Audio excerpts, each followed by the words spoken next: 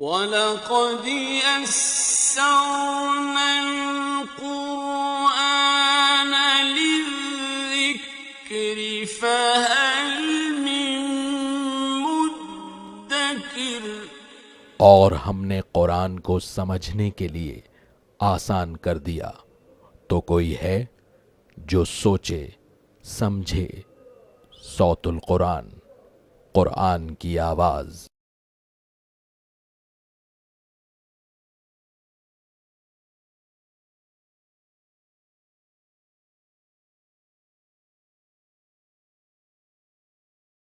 نحمده ونصلي على رسوله الكريم اما بعد فاعوذ بالله من الشيطان الرجيم بسم الله الرحمن الرحيم قل إني نهيت أن أعبد الذين تدعون من دون الله قل لا أتبع أهواءكم قد ضللت إذا وما أنا من المهتدين صدق الله العظيم۔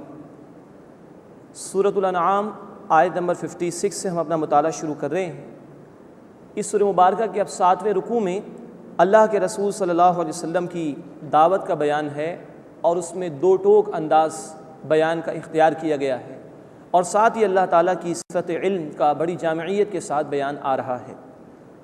قل، اے نبی صلی اللہ علیہ وسلم فرما دیجئے، انی نہیت ان اعبد الذین تدعون من دون اللہ، بے شک مجھے اس بات سے روکا گیا ہے کہ میں عبادت کروں ان کی جنہیں تم پکارتے ہو اللہ کے سوا۔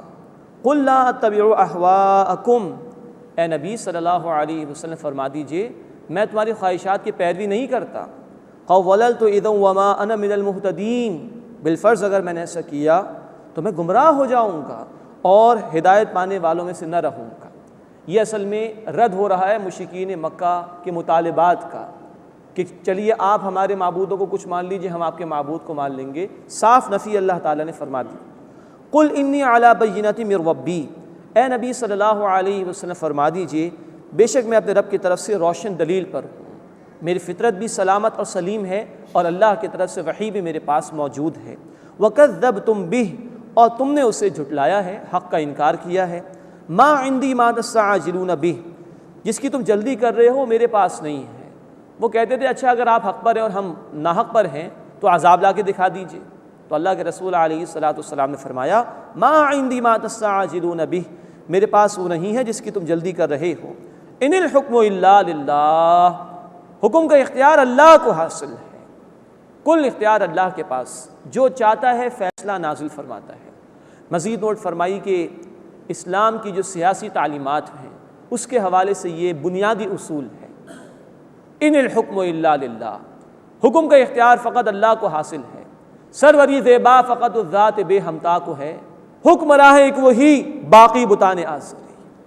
حلال حرام کا اختیار اللہ کے لیے ہے، قانون دینے کا اختیار اللہ کا ہے، اس کے سوا اگر کوئی اس کا مطالبہ کرتا ہے اور اس مطالبے پر عمل کرتا ہے وہ شرک کرتا ہے۔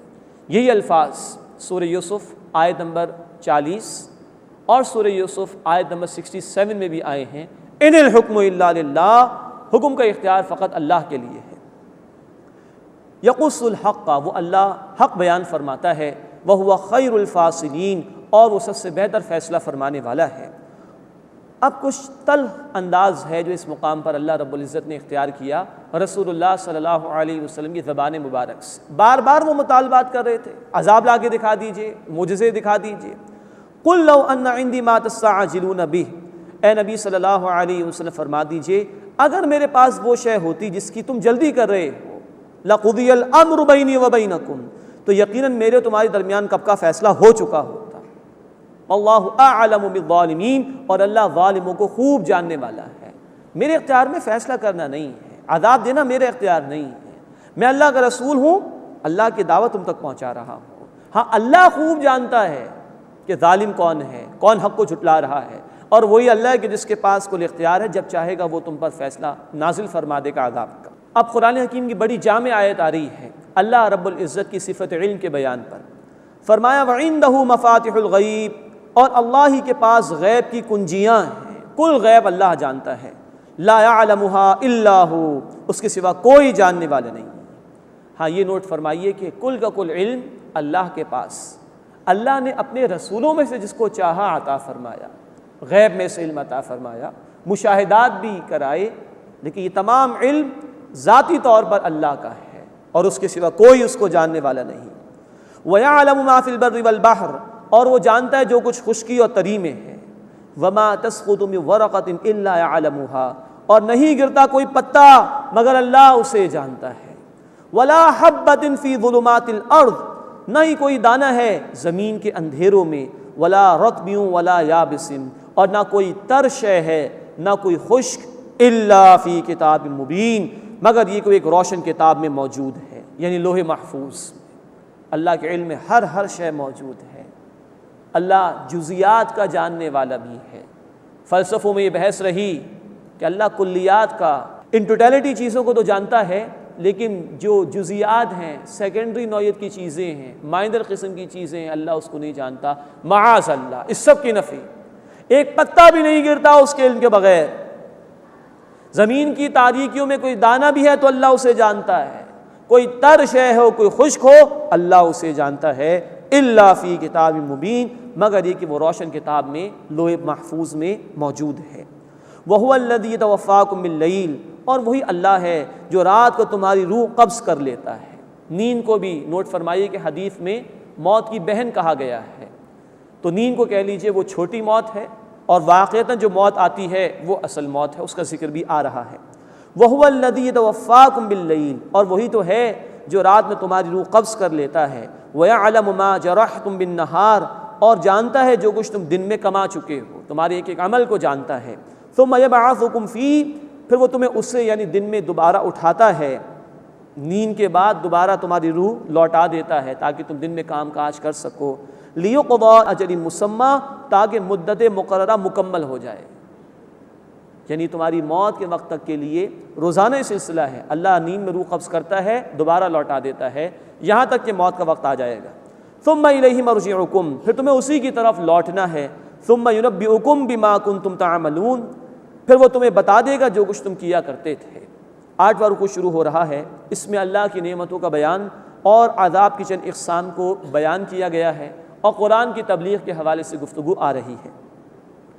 وَهُوَ الْقَاهِرُ فَوْقَ عِبَادِهِ، اور وہی اللہ ہے جو اپنے بندوں پر غالب ہے۔ وَيُرْسِلُ عَلَيْكُمْ حَفَظًا، اور وہ تم پر نگہبان بھیجتا ہے، فرشتے بھیجتا ہے، مراد ہے جو تمہارے اعمال کو بھی جانتے ہیں۔ سورۃ الانفطار میں الفاظ ہیں کِرَامًا کاتبین یعلمون ما تفعلون، یہ معزز لکھنے والے ہیں، جو کچھ تم کرتے ہو انہیں جانتا ہے۔ تو اعمال کی حفاظت کے لیے بھی اللہ فرشتوں کو بھیجتا ہے، اور خود انسانوں کی حفاظت کے لیے بھی فرشتوں کو بھیجتا ہے۔ اس لیے یہ بات کہنا بالکل درست ہے کہ موت ہی انسان کی سب سے بڑی محافظ ہے، اس کا وقت مقرر ہے، اس سے پہلے آ ہی نہیں سکتی۔ اور یہ واقعات اکثر لوگوں کے ساتھ پیش آتے ہیں، کس طرح اللہ بچا لیتا ہے۔ تباہی آئی لیکن فلاں شخص وہ زندہ رہا، ایکسیڈنٹ ہوا فلاں بچہ وہ زندہ رہا، تو یہ اللہ حفاظت فرماتا ہے بندوں کی۔ وَهُوَ الْقَاهِرُ فَوْقَ عِبَادِهِ، اور وہی اللہ ہے اپنے بندوں پر غالب۔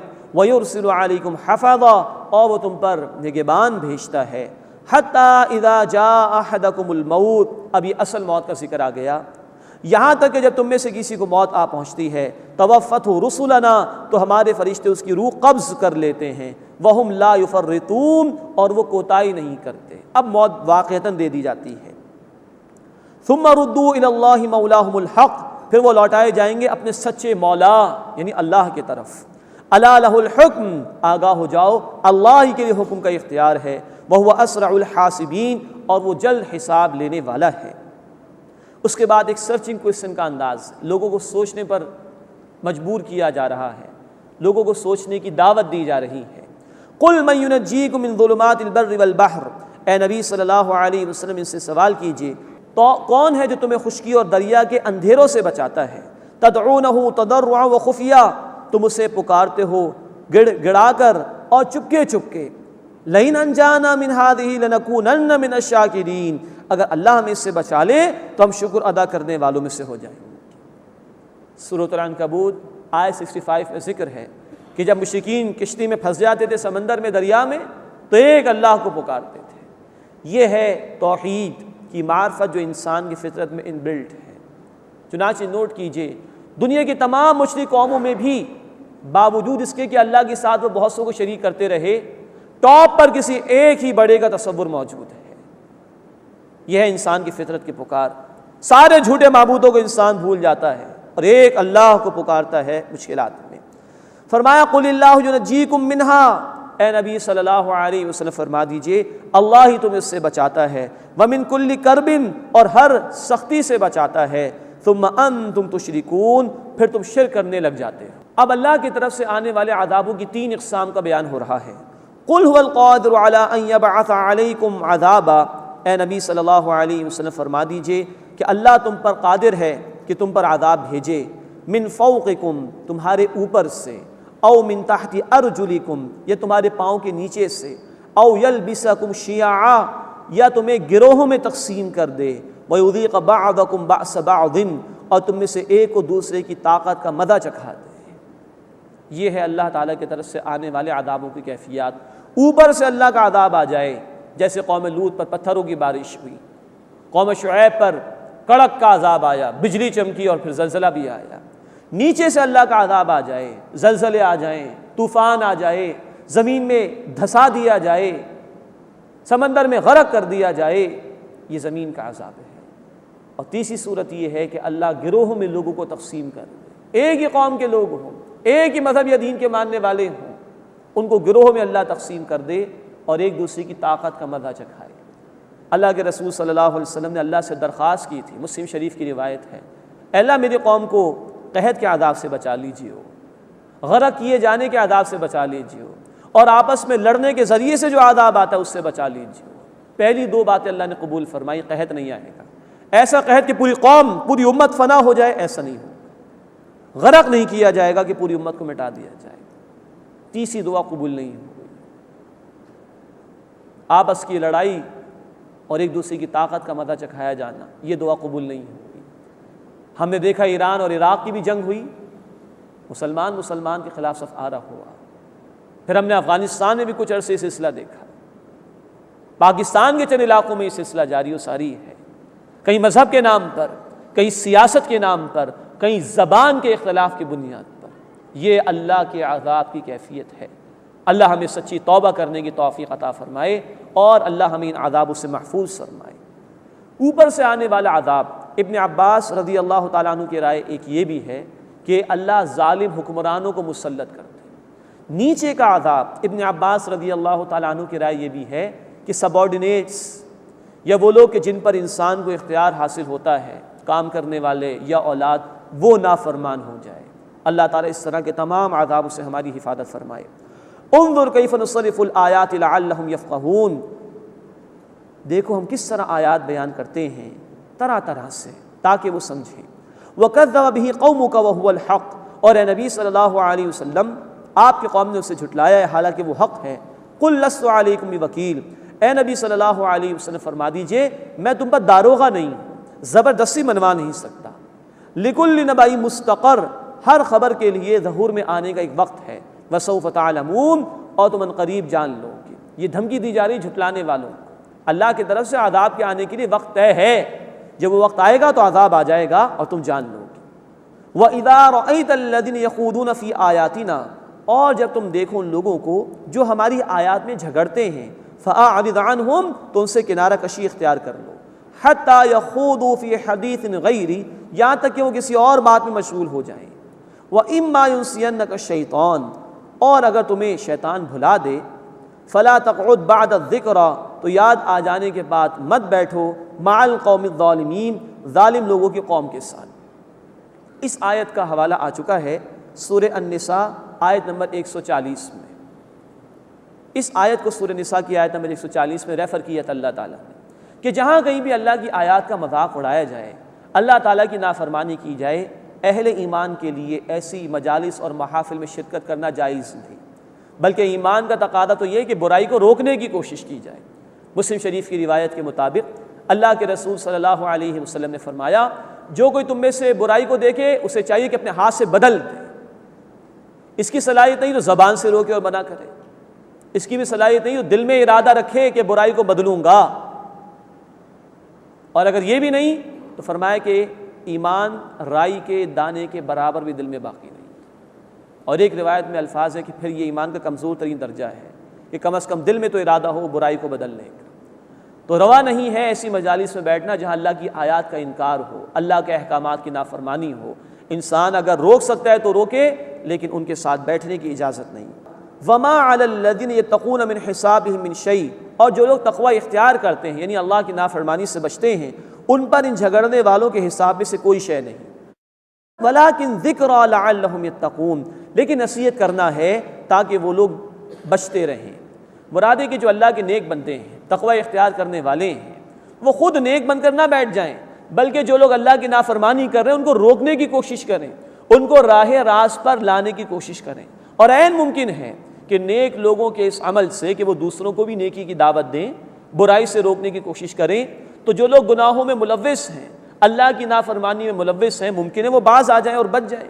تو اہل ایمان کو چاہیے کہ وہ خود نیک بنیں، دوسروں کو نیکی کی دعوت دیں، خود بدی سے بچنے کی کوشش کریں اور دوسروں کو بھی بدی سے بچانے کے لیے محنت کریں۔ وَذَرِ الَّذِينَ اتَّخَذُوا دِينَهُمْ لَعِبًا وَلَهْوًا، اور اے نبی صلی اللہ علیہ وسلم ان لوگوں کو چھوڑ دیجئے جنہوں نے اپنے دین کو کھیل تماشا بنا لیا ہے۔ وَغَرَّتْهُمُ الْحَيَاةُ الدُّنْيَا، اور دنیا کی زندگی نے انہیں دھوکے میں ڈال دیا ہے۔ یہ اشارہ مشرکین مکہ کی طرف بھی ہے، جو چاہا حلال کر لیا، جو چاہا حرام کر لیا، چاہا تو بتوں کو پوج لیا، چاہا تو کچھ اللہ کی بات کر لی، چاہا تو بتوں کے نام پہ چڑھاوے چڑھا دیے، نذرانے چڑھا دیے، چاہا تو اللہ کے نام پر کچھ دے دیا، مذاق بنا لیا دین۔ اسی طرح دنیا کی دیگر اقوام کی طرف دیکھیں تو انہوں نے اپنے اپنے مذہبی تہواروں کو مذاق بنا لیا۔ کرسمس کو دیکھیے، شروع کیا تھا عیسیٰ علیہ السلام کے پیدائش کے نام سے، آج اسی دن شراب بھی پی جاتی ہے، زنا بھی کیا جاتا ہے۔ تو اے نبی ان لوگوں کو چھوڑ دیجئے جنہوں نے اپنے دین کو کھیل تماشا بنا لیا۔ دین اللہ کی طرف سے آیا ہے اور اس کا مطالبہ ہے سورۃ البقرہ آیت نمبر 208 میں، ادخلوا فی السلم کافہ، اسلام میں دین میں پورے کے پورے داخل ہو جاؤ۔ اب جو لوگ دین کو ترک کر دیں، دین کے بجائے کسی اور چیز کو اختیار کر لیں شب و روز میں، اس آیت میں ان کا بیان بھی آ رہا ہے۔ پھر دیکھیے دین 24 گھنٹے کی زندگی کا نام، آج لوگوں نے کھیل تماشے کو 24 گھنٹے اختیار کر لیا۔ یہ کیبلز کے اوپر فلمیں اور ڈرامے، ہر وقت موسیقی، بچے اسکول نہیں جاتے جب تک کہ کارٹون نہ دیکھ لیں، خاتون خانہ کا ہاتھ کام کرنا شروع نہیں کرتا جب تک کہ موسیقی نہ سن لی جائے، کاریگر ہاتھ نہیں چلاتا جب تک کہ گانے نہ سن، ہر وقت گانا، ہر وقت موسیقی، اللہ کی نافرمانی کے کام۔ اس کو شب و روز میں اختیار اگر کر لیا تو یہ ہے دنیا میں پھنس جانا اور دین سے دور ہو جانا۔ اللہ ہماری اس سے حفاظت فرمائے۔ وَذَرِ الَّذِينَ اتَّخَذُوا دِينَهُمْ لَعِبًا وَلَهْوًا، اور اے نبی صلی اللہ علیہ وسلم ان لوگوں کو چھوڑ دیجئے جنہوں نے اپنے دین کو کھیل تماشا بنا لیا۔ وَغَرَّتْهُمُ الْحَيَاةُ الدُّنْيَا، اور دنیا کی زندگی نے انہیں دھوکے میں ڈال دیا، اسی کے طالب بن کر رہ گئے۔ وَذَكِّرْ بِهِ، اور اے نبی صلی اللہ علیہ وسلم اس قرآن کے ذریعے سے تذکیر کیجئے، یاد دہانی کرائیے۔ تیسری مرتبہ یہ الفاظ قرآن میں آ رہے ہیں اسی صورت میں، یہ یاد دہانی کرنا ہے قرآن کے ذریعے سے۔ دعوت کا بیسک انسٹرومنٹ قرآن حکیم ہے۔ وذکر بھی، اور اے نبی صلی اللہ علیہ وسلم اس قرآن کے ذریعے سے تذکیر کیجئے، یاد دہانی کرائیے۔ ان تبصر نفس بما کسبت، کہ کہیں کوئی شخص پکڑا نہ جائے اس کی وجہ سے جو اس نے عمل کیا۔ لیس لھا من دون اللہ ولی ولا شفیع، اس کے لیے نہیں ہوگا اللہ کے سوا کوئی حمایتی اور نہ ہی کوئی سفارش کرنے والا۔ وَإِن تَعْدِلْ كُلَّ عَدْلٍ لَا يُؤْخَذْ مِنْهَا، اور اگر بدلے میں تمام معاوضے دینا چاہے تو اس سے قبول نہیں کیے جائیں گے۔ اولئک الذین ابسلوا بما کسبوا، یہی لوگ ہیں جو اپنے کیے کی وجہ سے پکڑے گئے۔ لہم شراب من حمیم، ان کے لیے کھولتے ہوئے گرم پانی میں سے پینے کے لیے ہوگا۔ وعذاب علیم بما کانوا یکفرون، اور دردناک عذاب ہوگا اس لیے کہ وہ کفر کیا کرتے تھے۔ اللہم اجرنا من النار، اے اللہ ہمیں آگ کے عذاب سے محفوظ فرما۔ اب نواں رکوع شروع ہو رہا ہے، اس میں اللہ کی قدرت کاملہ کا بیان اور حضرت ابراہیم علیہ السلام کے واقعے کا ذکر آ رہا ہے۔ قل اندعو من دون اللہ ما لا ينفعنا ولا يضرنا، اے نبی صلی اللہ علیہ وسلم ان سے کہیے کہ ہم اللہ کے سوا اس کو پکاریں جو ہمیں نہ نفع پہنچا سکے نہ ہمارا نقصان کر سکے۔ ما نرد علی اعقابنا بعد اذ ہدانا اللہ، اور ہم اپنے الٹے پاؤں پھر جائیں اس کے بعد کہ جبکہ اللہ نے ہمیں ہدایت دے دی۔ ذرا خود سوچو، اللہ نے ہمیں ہدایت دی ہے، اپنی توحید سے سرفراز فرمایا، کیا ہم اس کو ترک کر دیں اور ان جھوٹے معبودوں کو پکارے جو نہ نفع پہنچا سکتے نہ نقصان پہنچا سکتے؟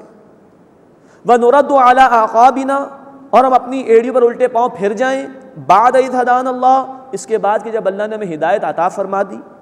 کالذی استہوت الشیاطین فی الارض حیران، اس شخص کی طرح جسے شیطان نے بھلا دیا اور وہ جنگل میں حیران اور پریشان ہے. یعنی شیطان نے جس کو اس کی خواہش نفس کی پیروی پر آمادہ کر دیا، تم چاہتے ہو کہ ہم اس کی طرح ہو جائیں. لہ اصحاب یدعونہ الی الہدی ائتنا، اس شخص کے لیے جو جنگل میں حیران اور پریشان کھڑا ہے، اس کے لیے ساتھی ہیں اس کے جو اسے ہدایت کی طرف بلاتے ہیں کہ ہمارے پاس آ جائے. یہ اشارہ اس بات کی طرف بھی ہے کہ اجتماعیت کی بڑی برکات ہے. انسان جب اجتماعیت میں ہوتا ہے، اس میں کوئی کمزوری آ جاتی ہے تو دوسرے ساتھی اس کو سہارا دیتے ہیں، اس کو ہدایت کی طرف بڑھانے کی کوشش کرتے ہیں. اللہ تعالی ہمیں بھی اجتماعی زندگی اختیار کرنے کی اور دین پر عمل کرنے کی توفیق عطا فرمائے. لہو اصحاب یدعونہ الی الہدی ائتنا، اس کے ساتھی اس کو ہدایت کی طرف بلاتے ہیں کہ ہمارے پاس آ. قل، اے نبی صلی اللہ علیہ وسلم فرما دیجئے، ان ھدی اللہ هو الہدی، کہ بے شک اللہ کی ہدایت ہی ہدایت ہے، جو اس کو فالو کرے گا وہ کامیاب ہے. باقی جو شیطان کی پٹی پڑھائے جانے کے مطابق عمل کرے گا، نفس کی پیروی کرے گا، وہ ناکام ہے. وَأُمِرْنَا لِنُسْلِمَ لِرَبِّ الْعَالَمِينَ، اور ہمیں حکم دیا گیا ہے کہ ہم فرما بردار ہو جائیں تمام جہان والوں کے رب کے لیے. وَنَقِيمُ الصَّلَاةَ وَاتَّقُوهُ، اور یہ کہ نماز قائم کرو اور اللہ کی نافرمانی سے بچو. وَهُوَ الَّذِي إِلَيْهِ تُحْشَرُونَ، اور وہی اللہ ہے جس کی طرف تم سب جمع کیے جاؤ گے. وَهُوَ الَّذِي خَلَقَ السَّمَاوَاتِ وَالْأَرْضَ بِالْحَقِّ، اور وہ اللہ ہے جس نے آسمانوں اور زمین کو بامقصد طور پر پیدا فرمایا. وَيَوْمَ يَقُولُ كُن فَيَكُونُ، اور یاد کرو جس دن وہ کہے گا ہو جا اور وہ ہو جائے گی. مراد اللہ حکم دے گا اور قیامت برپا ہو جائے گی. قَوْلُهُ الْحَقُّ، اللہ کا قول سچا ہے. وَلَهُ الْمُلْكُ يَوْمَ يُنفَخُ فِي الصُّورِ، اور اسی کے لیے بادشاہت ہوگی جس دن سور پھونکا جائے گا. عالم الغیب والشہادہ، وہ غیب اور ظاہر کا جاننے والا ہے. وَهُوَ الْحَكِيمُ الْخَبِيرُ، اور وہ اللہ خوب حکمت والا، خوب جاننے والا ہے. فرمایا اس دن بادشاہت اللہ کے لیے ہوگی. بادشاہت اور اختیار آج بھی اللہ کے لیے ہے، لیکن انسان کو اللہ نے عمل کی تھوڑی سی آزادی دے دی. اس کے بنیاد پر وہ خدائی کا دعویٰ کر لیتا ہے. فرعون نے بھی کیا. سورۃ النازعات آیت نمبر 23 میں الفاظ ہیں فَقَالَ أَنَا رَبُّكُمُ الْأَعْلَىٰ، اس نے کہا میں تمہارا سب سے اعلیٰ رب ہوں. معاذ اللہ. تو دنیا میں کچھ لوگ اختیار کا غلط استعمال کرتے ہیں اور خدائی کے دعوے کر لیتے ہیں. ان کو بھی معلوم ہو جائے گا اس دن کہ اصل اختیار اللہ ہی کا ہے. عالم الغیب والشہادہ، وہ اللہ غیب اور ظاہر کا جاننے والا ہے. نوٹ فرمائیے، غیب ہمارے اعتبار سے ہے، اللہ کے جو ہر چیز حاضر ہی حاضر ہے. تو جو ہمارے لیے ظاہر ہے یا ہمارے اعتبار سے غیب ہے، اللہ ہر شے کا علم رکھنے والا ہے. وَهُوَ الْحَكِيمُ الْخَبِيرُ، اور وہ خوب حکمت والا، خوب خبر رکھنے والا ہے. اس کے بعد حضرت ابراہیم علیہ السلام کا واقعہ آ رہا ہے. اصطلاح میں اس طرح کے واقعات کو قصص النبیین کہا جاتا ہے، یعنی جن میں انبیاء اور رسولوں کے ذاتی حالات کا ذکر آیا. اور بعض واقعات ہیں جن کو انباء الرسل کہا جاتا ہے، رسولوں کی خبریں. رسول نے لوگوں کے سامنے دعوت پیش کی، قوم کا رویہ کیا رہا، یہ ذکر انشاءاللہ تعالی سورۃ الاعراف میں تفصیل سے آئے گا. ابراہیم علیہ السلام کو جو واقعہ یہاں پر بیان کیا جا رہا ہے، اس کے متعلق نوٹ فرمائیے کہ یہ ان کا ایک مکالمہ تھا اپنی قوم کے لوگوں سے. ان کی قوم بت پرستی میں بھی مبتلا تھی، شاہ پرستی میں بھی مبتلا تھی، بادشاہ کو بھی پوجا جاتا تھا، اور ستارہ پرستی میں بھی مبتلا تھی. قوم کو سمجھانے کے لیے ابراہیم علیہ السلام نے سرچنگ کوئسچن کا ایک انداز اختیار کیا تاکہ لوگ اپنے اندر جھانکیں اور غور و فکر کریں کہ وہ کس شرک کی برائی میں مبتلا ہیں. یہ انداز ابراہیم علیہ السلام نے اس مقام پر اختیار کیا تھا. فرمایا کہ وَإِذْ قَالَ إِبْرَاهِيمُ لِأَبِيهِ، اور یاد کرو جب ابراہیم علیہ السلام نے اپنے والد سے کہا، آزر سے، أَتَتَّخِذُ أَصْنَامًا آلِهَةً، کیا تم بتوں کو معبود بناتے ہو؟ إِنِّي أَرَاكَ وَقَوْمُكَ فِي ضَلَالٍ مُبِينٍ، بے شک میں تمہیں اور تمہاری قوم کو کھلی گمراہی میں دیکھتا ہوں.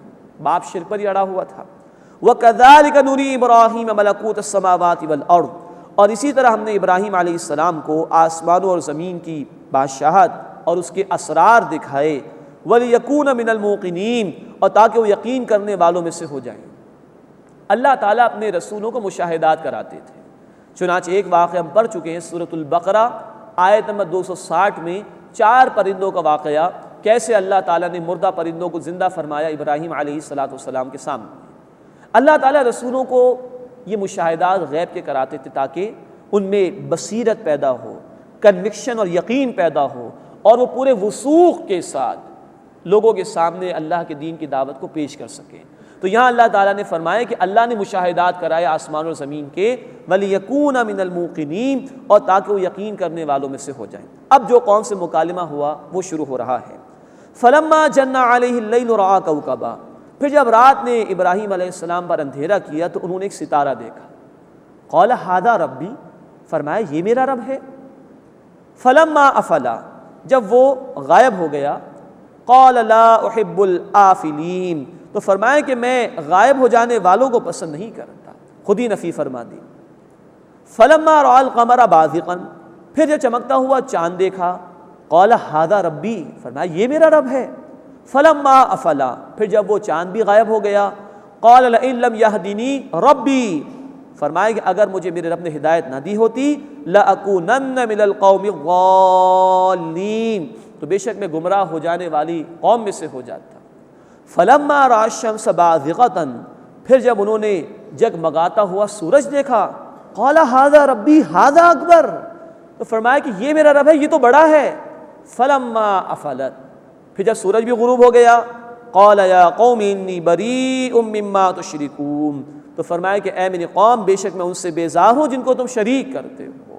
یہ اصل میں ایک ڈائلاگ کا انداز تھا، ان کو سوچنے پر مجبور کرنے کا ایک رویہ تھا۔ دیکھو ستارہ غائب ہو گیا، یہ خدا ہو سکتا ہے۔ دیکھو یہ چاند غروب ہو گیا، یہ خدا ہو سکتا ہے۔ دیکھو یہ سورج غروب ہو گیا، یہ خدا ہو سکتا ہے۔ میں بری ہوں بھائی جس سے تم شرک کرتے ہو، میں بری ہوں جو تم شریک ٹھہراتے ہو، میں نہیں مانتا اس کو۔ انی وجہت وجہی للذی فطر السماوات والارض حنیفا، بے شک میں نے اپنا رخ پھیر لیا ہے یکسو ہو کر اس ہستی کی طرف جس نے آسمانوں اور زمین کو پیدا فرمایا، وما انا من المشرکین، اور میں شرک کرنے والوں میں سے نہیں۔ یہ انداز تھا ابراہیم علیہ السلام کا اپنی قوم کو توحید کی دعوت دینے کے لیے۔ وحاجہ قومہ، اور ان کی قوم نے ان سے جھگڑا کیا، قال تحاجونی فی اللہ وقد ہدان، فرمایا کہ تم مجھ سے اللہ کے بارے میں جھگڑتے ہو جبکہ اس نے مجھے ہدایت عطا فرمائی۔ ولا اخاف ما تشرکون به الا ان یشاء ربی شیئا، اور میں ان سے نہیں ڈرتا جنہیں تم شریک ٹھہراتے ہو اس اللہ کا، مگر یہ کہ میرا رب ہی مجھے کوئی تکلیف پہنچانا چاہے۔ کل اختیار اللہ کے پاس ہے، نہ کہ تمہارے جھوٹے معبودوں کے پاس۔ وسع ربی کل شیء علما، میرے رب کے علم نے ہر چیز کا احاطہ کر لیا ہے۔ افلا تتذکرون، بس کیا تم سوچتے نہیں ہو؟ وکیف اخاف ما اشرکتم، اور میں تمہارے شریکوں سے کیوں کر ڈروں؟ ولا تخافون انکم اشرکتم باللہ، اور تم اس سے نہیں ڈرتے کہ تم اللہ کا شریک ٹھہراتے ہو، تمہارے جھوٹے معبودوں کی کوئی حیثیت نہیں تو میں ان سے ڈروں، اور تم اللہ کا انکار کرتے ہو، اللہ کے ساتھ شریک کرتے ہو، ما لم ينزل به علیکم سلطانا، جس کے لیے اس نے تم پر کوئی دلیل نازل نہیں کی۔ تو خود سوچو، اللہ معبود برحق ہے، اسی کا خوف ہونا چاہیے انسان کو، تو میں تمہارے جھوٹے معبودوں سے کیوں ڈروں؟ اور اللہ نے جھوٹے معبودوں کے لیے کوئی سند نازل نہیں کی تو تم اللہ کے ساتھ کسی کو شریک کیوں کرتے ہو؟ فَأَيُّ الْفَرِيقَيْنِ أَحَقُّ بِالْأَمْنِ، تو بتاؤ دونوں فریقوں میں سے امن کا کون زیادہ حقدار ہے؟ ان کنتم تعلمون، اگر تم جاننے والے ہوتے ہو۔ یہ ہے جو سرچنگ کوسچن کا انداز مستقلاً ابراہیم علیہ السلام نے اختیار کیا۔ اب اللہ جواب دے رہے ہیں، الذین آمنوا، وہ لوگ جو ایمان لائے، ولم یلبسوا ایمانہم بظلم، اور انہوں نے اپنے ایمان کو ظلم سے نہ ملایا، اولئک لہم الامن، انہی لوگوں کے لیے امن ہے، وہم مہتدون، اور وہ ہدایت یافتہ ہیں۔ اللہ ہمیں بھی ان لوگوں میں شامل فرمائے۔ اب ایک بات اس میں یہ نوٹ فرمائیے کہ جب یہ آیت آئی، بخاری شریف میں روایت ہے، صحابہ کرام رضی اللہ تعالی عنہم اجمعین نے سوال کیا، اللہ کے رسول صلی اللہ علیہ وسلم، ہم میں سے تو کوئی بھی نہیں ہے کہ جس نے کبھی کوئی ظلم نہ کیا ہو، تو لرز گئے تھے اس آیت پر کہ جو ایمان لائے اور اپنے ایمان کے ساتھ ظلم نہیں کیا ان کے لیے امن ہے اور وہ ہدایت یافتہ ہے۔ تب اللہ کے رسول صلی اللہ علیہ وسلم نے سورہ لقمان آیت نمبر 13 کی تلاوت فرمائی، ان الشرک لظلم عظیم، فرمایا شرک سب سے بڑا ظلم ہے، تو ظلم سے مراد شرک ہے۔ تو جو ایمان لایا اور شرک سے بچتا رہا ان کے لیے امن ہے اور وہی ہدایت یافتہ ہوں گے۔ یہاں یہ 9واں رکوع مکمل ہوا۔ نوٹ فرمائیے بعض لوگوں کو مغالطہ ہوا ہے معاذ اللہ کہ ابراہیم علیہ السلام درجہ بدرجہ توحید کی طرف گئے تھے، معاذ اللہ۔ دیکھیے جب کلام شروع ہوا تو آیت نمبر 75 میں کہا گیا اللہ تعالیٰ کی طرف سے ہم نے ابراہیم کو اسرار دکھائے کائنات کے تاکہ وہ یقین کرنے والوں میں سے ہو جائیں۔ آیت نمبر 83 میں اللہ تعالیٰ فرما رہے ہیں، 10واں رکوع شروع ہو رہا ہے، وَتِلْكَ حُجَّتُنَا آتَيْنَاهَا ابراہیم، یہ دلائل تھے جو ہم نے ابراہیم علیہ السلام کو عطا فرمائے، یہ ہماری دلیل تھی جو ہم نے ابراہیم علیہ السلام کو عطا فرمائی علی قومی، ان کی قوم کے مقابلے میں۔ تو یہ سارا مکالمے کا انداز اللہ کی طرف سے ابراہیم علیہ السلام کو دیا گیا۔ رسول تو بہت بڑی بات ہے، کوئی صدیق بھی ایک لمحے کے لیے شرک سے نہیں گزرتا کبھی زندگی میں، اور یہ تو رسول ہیں، امام الناس ہیں۔ تو یہ سارا مکالمہ ایک انداز تھا لوگوں کو دعوت دینے کا اور ان کو غور و فکر پر مجبور کرنے کا۔ اب 10واں رکوع شروع ہو رہا ہے، اس میں اللہ رب العزت نے یہ بھی اعلان فرمایا، یہ ساری دلیل ابراہیم علیہ السلام کو اللہ تعالیٰ نے عطا فرمائی تھی، اور انبیاء کے ناموں کا گلدستہ آ رہا ہے، اور شرک کی مذمت کی گئی ہے، اور رسول اللہ صلی اللہ علیہ وسلم کو مخالفین کے مقابلے میں تسلی دی گئی۔ وَتِلْكَ حُجَّتُنَا آتَيْنَاهَا إِبْرَاهِيمَ عَلَىٰ قَوْمِ، اور یہ ہے ہماری دلیل جو ہم نے ابراہیم علیہ السلام کو عطا فرمائی ان کی قوم کے مقابلے میں۔ نرفع درجات من نشاء، ہم جس کے چاہتے درجات بلند کرتے ہیں۔ ان ربک حکیم علیم، بے شک تمہارا رب حکمت والا ہے، خوب علم رکھنے والا ہے۔ اب تقریباً 17 انبیاء کے ناموں کا گلدستہ آ رہا ہے۔ وَوَهَبْنَا لَهُ اسحاق وَيَعْقُوب، اور ہم نے انہیں یعنی ابراہیم علیہ السلام کو عطا فرمائے اسحاق اور یعقوب علیہ السلام۔ ابراہیم علیہ السلام کے بیٹے ہیں اسحاق علیہ السلام، اسحاق علیہ السلام کے بیٹے ہیں یعقوب علیہ السلام، اور یعقوب علیہ السلام کے 12 بیٹوں سے بنی اسرائیل کا بھی سلسلہ چلا ہے۔ وَوَهَبْنَا لَهُ اسحاق وَيَعْقُوب، اور ہم نے انہیں عطا فرمائے اسحاق اور یعقوب علیہ السلام۔ کُلًّا ہدینا، ہم نے سب کو ہدایت عطا فرمائی۔ وَنُوحًا ہدینا من قبل، اور نوح علیہ السلام کو ہم نے ہدایت دی اس سے پہلے۔ وَمِن ذُرِّيَّتِهِ، اور ان کی اولاد میں سے داؤد و سلیمان و ایوب و یوسف و موسیٰ و ہارون، داؤد اور سلیمان اور ایوب اور یوسف اور موسیٰ اور ہارون علیہ السلام کو، ان سب کو ہدایت عطا فرمائی۔ وَكَذَلِكَ نَجْزِي الْمُحْسِنِينَ، اور اسی طرح ہم احسان کے ساتھ عمل کرنے والوں کو بدلہ عطا کرتے ہیں۔ وَزَكَرِيَّا وَيَحْيَا وَعِيسَىٰ وَإِلْيَاسَ، اور زکریا اور یحییٰ اور عیسیٰ اور الیاس علیہ السلام کل من الصالحین، یہ سب کے سب نیک بندوں میں سے تھے۔ وَإِسْمَاعِيلَ وَالْيَسَعَ وَيُونُسَ وَلُوطَ، اور اسماعیل اور الیسع اور یونس اور لوط علیہ السلام۔ وَكُلًّا فَضَّلْنَا عَلَى الْعَالَمِينَ، اور سب کو ہم نے جہان والوں پر فضیلت عطا فرمائی۔ وَمِنْ آبَائِهِمْ وَذُرِّيَّاتِهِمْ وَإِخْوَانِهِمْ، اور کچھ ان کے باپ دادا اور ان کی اولاد ان کے بھائیوں کو نسل در نسل نبوت اللہ نے عطا فرمائی۔ وَاجْتَبَيْنَاهُمْ، اور ہم نے انہیں چن لیا۔ وَهَدَيْنَاهُمْ إِلَىٰ صِرَاطٍ مُّسْتَقِيمٍ، اور ہم نے انہیں ہدایت دی سیدھے راستے کی طرف۔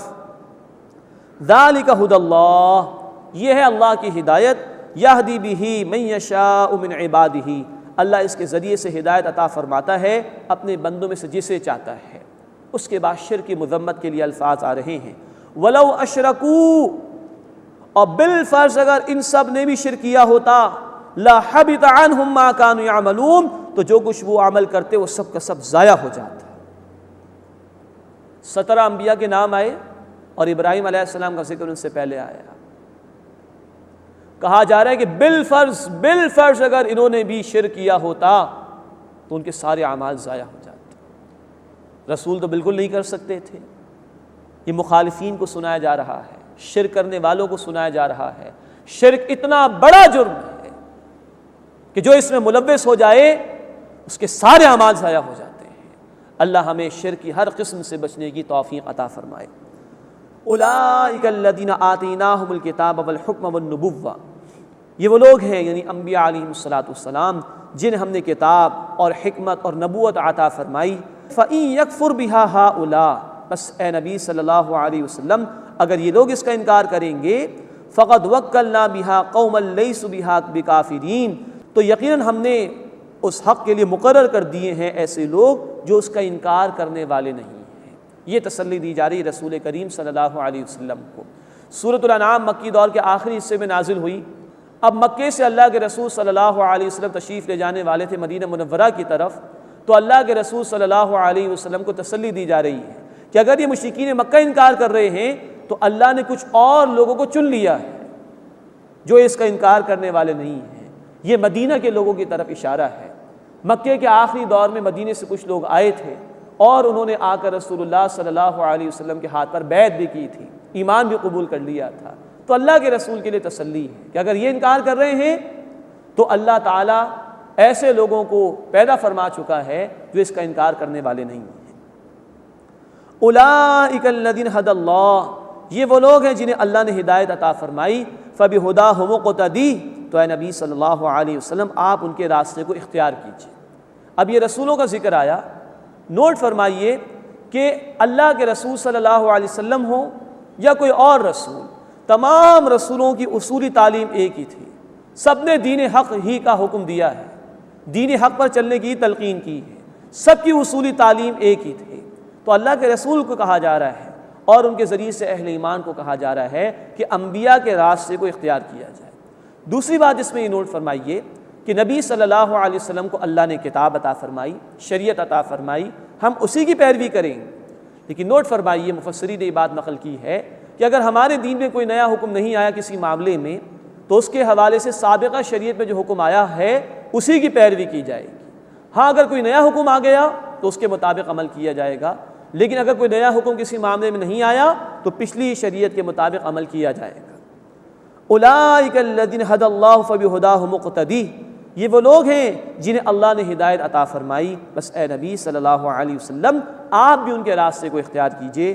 قل لا اسألکم علیہ اجرا، اے نبی صلی اللہ علیہ وسلم فرما دیجئے میں اس پر تم سے کوئی اجر نہیں مانگتا۔ یہ رسولوں کی دعوت کی صداقت کی دلیل ہے، وہ لوگوں سے دنیا نہیں مانگتے، مال و دولت نہیں مانگتے، بلکہ وہ کہتے ہیں لا اسألکم علیہ اجرا، میں اس پر تم سے کوئی اجرت نہیں مانگتا، ان ہوا الا ذکر للعالمین، یہ تو تمام جہان والوں کے لیے نصیحت ہے۔ 11واں رکوع شروع ہو رہا ہے سورہ مبارکہ کا، اس میں مشرکین کا رد کیا گیا ہے، یہود کا بھی کچھ ذکر آ رہا ہے اور مشرکین کے برے انجام کو بیان کیا گیا ہے۔ وما قدر اللہ حق قدرہ، اور انہوں نے اللہ کی قدر نہیں کی جیسا کہ اس کی قدر کرنے کا حق تھا۔ اب اس کے متعلق نوٹ فرمائیے کہ یہ اہل کتاب میں سے یہود کی طرف اشارہ ہو رہا ہے۔ مکی سورہ مبارکہ ہے سورۃ الانعام، لیکن قرآن مدینے تک بھی پہنچ رہا تھا، اس سے کہ مکہ ایک مرکزی شہر تھا، لوگ پورے عرب سے یہاں پر آتے تھے، تو مدینے میں بھی یہ بات پہنچ رہی تھی کہ آخری رسول آ چکے ہیں محمد صلی اللہ علیہ وسلم۔ جب اہل کتاب تک یہ باتیں پہنچی تو انہوں نے صاف انکار کر دیا۔ وہ توقع کر رہے تھے کہ بنی اسرائیل میں رسالت آئے گی، یہ کیا ہو گیا کہ بنی اسماعیل میں کسی کو رسول بنا دیا گیا۔ چنانچہ اس اعتبار سے اب ذکر آ رہا ہے اہل کتاب کا جو یہود تھے مدینے میں ان کا۔ وما قدر اللہ حق قدرہ، اور انہوں نے اللہ کی قدر نہیں کی جیسے کہ اس کی قدر کا حق تھا۔ اذ قالوا ما انزل اللہ علی بشر من شیء، کہ جب انہوں نے کہا کہ اللہ نے کسی انسان پر کوئی شے نازل نہیں کی، اتنی ڈھٹائی کا مظاہرہ کیا کہ سرے سے ہی کسی بھی کتاب کا انکار کر دیا۔ قل، اے نبی صلی اللہ علیہ وسلم ان سے پوچھئے من انزل الکتاب الذی جاء بہ موسیٰ نورا وہدی للناس، کس نے نازل کی تھی وہ کتاب جو موسیٰ علیہ السلام لے کر آئے تھے، جو لوگوں کے لیے روشنی اور ہدایت تھی؟ کیا تم اس کا بھی انکار کرتے ہو؟ یہ ہے ان کے حسد کی انتہا کہ ہر کتاب کا انکار کر دیا۔ تجعلونہ قراطیس، تم نے اس کتاب کو پارا پارا کر دیا، بشارات چھپاتے ہو۔ تبدونہا وتخفون کثیرا، کچھ اسے ظاہر کرتے اور بہت سے کو چھپا لیتے ہو، جس میں آخری رسول صلی اللہ علیہ وسلم کے آنے کی بشارات ہیں۔ وَعُلِّمْتُم مَّا لَمْ تَعْلَمُوا أَنتُمْ وَلَا آبَاؤُكُمْ، اور تمہیں وہ کچھ سکھایا گیا جو تم اور تمہارے باپ دادا جانتے نہیں تھے۔ قُلِ اللَّهُ، اے نبی صلی اللہ علیہ وسلم آپ ہی جواب دے دیجئے اللہ نے نازل فرمائی، تورات بھی اللہ نے نازل فرمائی تھی، یہ قرآن بھی اللہ کی طرف سے آیا، لیکن یہ قبول نہیں کر رہے، یہ حسد میں جل رہے ہیں۔ ثم ذرهم فی خوضهم یلعبون، پھر اے نبی صلی اللہ علیہ وسلم انہیں ان کی خرافات میں چھوڑ دیجئے کہ وہ کھیلتے رہیں۔ وہذا کتاب انزلناہ مبارک، اور یہ ہے قرآن برکت والی کتاب جو ہم نے نازل کی ہے۔ مصدق الذی بین یدی، یہ اپنے سے پچھلی کتابوں کی تصدیق کرنے والی کتاب ہے۔ وَلِتُنذِرَ أُمَّ الْقُرَىٰ وَمَنْ حَوْلَهَا، اور اے نبی صلی اللہ علیہ وسلم تاکہ آپ ام القریٰ مرکزی بستی یعنی مکے والوں کو خبردار کر دیں اور جو اس کے ارد گرد ہیں، وَمَنْ حَوْلَهَا جو اس کے ارد گرد ہیں سب کو خبردار کر دیں۔ اب نوٹ فرمائیے، سعودی عربیہ 3 بڑے بر اعظموں کے درمیان ہے، یورپ، ایشیا اور افریقہ، اور مکہ مرکزی شہر تھا سعودی عربیہ کا۔ وہیں اللہ کے رسول صلی اللہ علیہ وسلم کو مبعوث کیا گیا تاکہ آپ پہلے یہاں کے لوگوں کو خبردار کریں، پھر اس کے ارد گرد کے لوگوں کو، یہاں تک کہ یہ ارد گرد کا معاملہ پوری انسانیت تک چلا جائے، اس لیے کہ رسول کریم صلی اللہ علیہ وسلم کو تمام انسانیت کے لیے رسول بنا کر بھیجا گیا۔ سورہ سبا آیت نمبر 28، وَمَا أَرْسَلْنَاكَ إِلَّا كَافَّةً لِلنَّاسِ بَشِيرًا وَنَذِيرًا، اے نبی صلی اللہ علیہ وسلم، ہم نے آپ کو تمام انسانیت کے لیے بشیر اور نذیر بنا کر بھیجا ہے۔ وَلِتُنذِرَ أُمَّ الْقُرَىٰ وَمَنْ حَوْلَهَا، اور تاکہ آپ خبردار کریں اہل مکہ کو، مرکزی بستی کے لوگوں کو، اور جو اس کے ارد گرد ہیں۔ وَالَّذِينَ يُؤْمِنُونَ بِالْآخِرَةِ يُؤْمِنُونَ بِهِ، اور جو آخرت پر ایمان رکھتے ہیں وہ اس پر ایمان لاتے ہیں۔ وَهُمْ عَلَىٰ صَلَاتِهِمْ يُحَافِظُونَ، اور وہ اپنی نمازوں کی حفاظت کرتے ہیں۔ ایمان کا پہلا اظہار ہوتا ہے نماز، اللہ ہمیں بھی اپنی نمازوں کی حفاظت کرنے کی توفیق عطا فرمائے۔ وَمَنْ أَظْلَمُ مِمَّنِ افْتَرَىٰ عَلَى اللَّهِ كَذِبًا، اور اس سے بڑا ظالم کون ہوگا جو اللہ پر جھوٹ منسوب کرے۔ او قال اوحی الی، یا کہے کہ میری طرف بھی وحی کی گئی ہے۔ ولم یوحى الیہ شیء، اور اس کی طرف کوئی وحی نازل نہیں کی گئی۔ ومن قال، اور اس سے بڑھ کر بھی ظالم کون ہوگا، سأنزل مثل ما انزل اللہ، کہ جو کہے کہ میں بھی نازل کرتا ہوں وہ جو اللہ نے نازل کیا ہے، معاذ اللہ۔ یہ مشرکین کی ڈھٹائی اور جرت، وہ کہتے تھے کہ ہم بھی قرآن جیسی شے نازل کر دیں گے، ہم پر بھی وحی آتی ہے، معاذ اللہ۔ ڈھٹائی اور مخالفت میں یہ الفاظ کہہ رہے تھے جرت کے ساتھ۔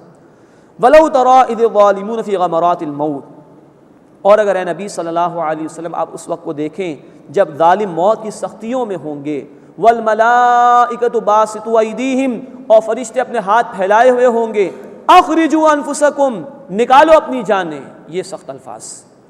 الْيَوْمَ تُجْزَوْنَ عَذَابَ الْهُونِ، آج تمہیں ذلت کا عذاب دیا جائے گا۔ مفسرین نے لکھا ہے کہ یہ قبر کے عذاب کی طرف اشارہ ہے، روح قبض ہونے کے ساتھ ہی نافرمان کے ساتھ قبر کے عذاب کا معاملہ شروع کر دیا جاتا ہے۔ اللہ تعالیٰ قبر کے عذاب سے ہماری حفاظت فرمائے۔ اليوم تجزون عذاب الہون، آج تمہیں ذلت کا عذاب دیا جائے گا، بما کنتم تقولون علی اللہ غیر الحق، اس لیے کہ تم اللہ کے بارے میں جھوٹی باتیں کہتے تھے، وکنتم عن آیاتہ تستکبرون، اور تم اس کی آیات سے تکبر کرتے تھے۔ وَلَقَدْ جِئْتُمُونَا فُرَادَىٰ كَمَا خَلَقْنَاكُمْ أَوَّلَ مَرَّةٍ، اور یقیناً تم ہمارے پاس اکیلے اکیلے آ گئے جیسے ہم نے تمہیں پہلی مرتبہ پیدا کیا تھا۔ جب عالم ارواح میں اللہ نے تمام انسانوں کی روحوں کو پیدا کیا تھا تو ایک ساتھ ہی سب موجود تھے۔ اس کا ذکر انشاءاللہ آئے گا سورۃ الاعراف آیت نمبر 172 میں۔ اور پھر قیامت کے دن اکیلے اکیلے سب کی پیشی ہوگی اللہ کے حضور میں، کھڑا سب کو ایک ساتھ کیا جائے گا لیکن پیشی اکیلے اکیلے ہوگی۔ سورہ مریم آیت نمبر 95، وَكُلُّهُمْ آتِيهِ يَوْمَ الْقِيَامَةِ فَرْدًا، ہر ایک اللہ کے حضور میں اکیلے اکیلے پیش ہوگا۔ وَلَقَدْ جِئْتُمُونَا فُرَادَىٰ كَمَا خَلَقْنَاكُمْ أَوَّلَ مَرَّةٍ، اور یقیناً تم ہمارے پاس آ گئے اکیلے اکیلے جیسے ہم نے تمہیں پہلی مرتبہ پیدا کیا تھا۔